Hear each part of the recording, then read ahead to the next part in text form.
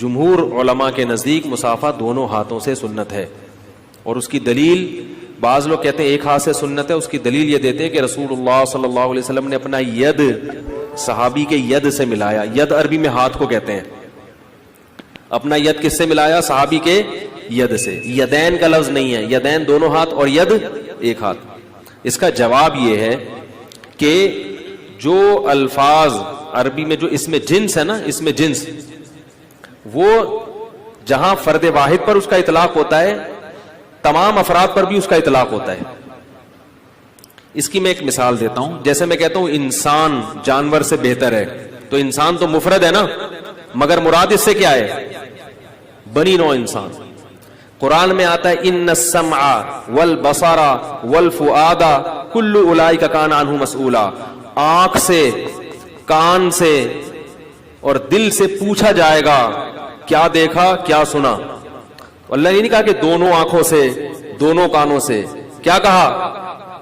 تو یہ سمع اور بصر یہ جنس ہے، صیغہ واحد کا ہے، مگر مراد اس سے کان کے تمام افراد جو کہ دو ہوتے ہیں. تو یہ جو ید کا لفظ حدیث میں آتا ہے یہ تعبیر ہے کہ ہاتھ سے مصافحہ کیا، گردن نہیں ملائی. سمجھ میں آ رہی ہے بات؟ بلکہ ہاتھ سے ہاتھ ملایا. اس سے مراد یہ اس پر سری نہیں ہے کہ ایک ہی ہاتھ ملایا ہو. یہ جیسے ایک ہاتھ کو شامل ہے، یہ دونوں ہاتھوں کو بھی شامل ہے. اور یہ صحابی سے بعید ہے کہ نبی نے ایک ہاتھ بڑھایا اور صحابی نے دونوں نہ ملائے ہوں. یہ ممکن نہیں ہے. صحابہ کرام تو نبی کے جسم سے مس اپنے جسم کو کرنا سعادت سمجھتے تھے.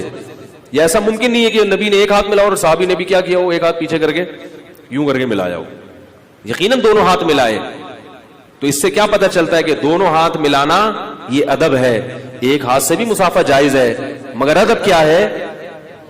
اور امت کا تعامل صدیوں سے یہی چلا آ رہا ہے، صلحاء علماء کا، فقہاء کا، کہ سب دو ہاتھ سے مصافحے کو سنت اور افضل سمجھتے رہے ہیں. اور یہ جو حدیث ہے اس کا یہ جواب ہے. یہ ایک ہاتھ سے مصافحے پر صریح بولو بھائی نہیں ہے.